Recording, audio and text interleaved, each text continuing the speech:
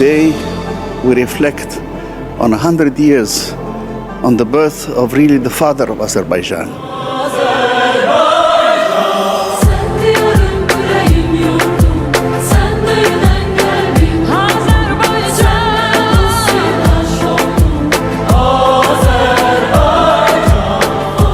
Haydar Aliyev, who established peace and prosperity in Azerbaijan, pushed for its development and its position in the world.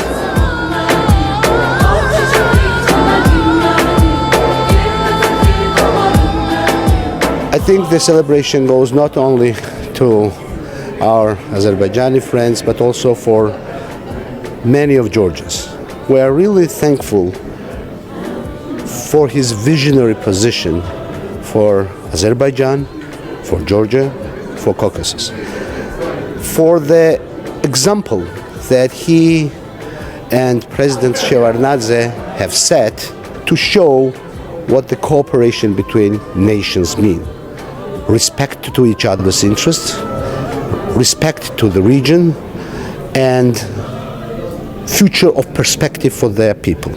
Speaking about President Haydar Aliyev is very emotional for me as a Georgian. I remember very vividly the role of president, and not only nation building of Azerbaijan as a country, but the role that he played for the whole region, for my own country as well.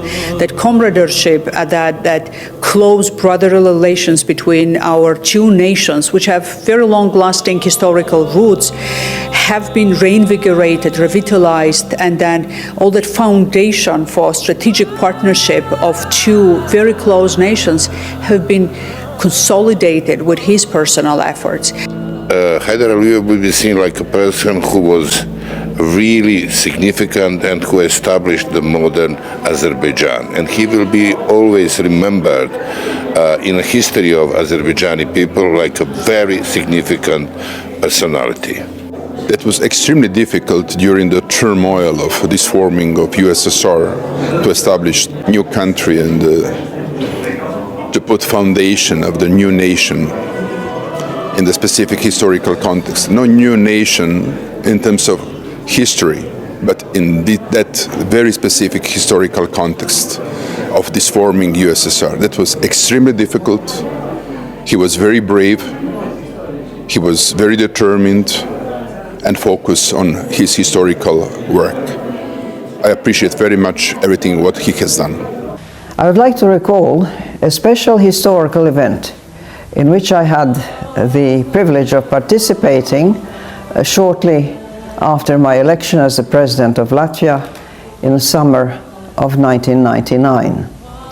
The then President of Ukraine, President Kuchma, had organized a conference in the city of Yalta on the Crimean Peninsula, and on that occasion I also had a bilateral meeting with President Haydar Aliyev, and I very much learned from him the particular circumstances of the countries in the Caucasus, of the kinds of difficulties that they had overcome in firmly establishing their independence, in having to fight for their territory, and in fact having to give up parts of their territory, sadly, because of the intervention of the Russian Federation and its army on the side of the Armenian forces.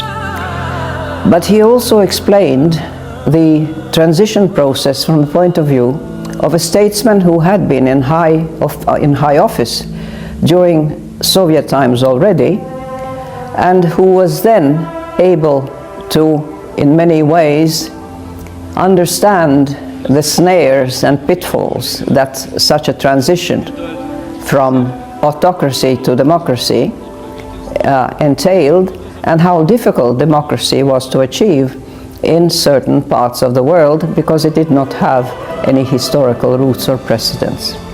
There are not so many people in the history of the world that could be called the founding father of their own countries.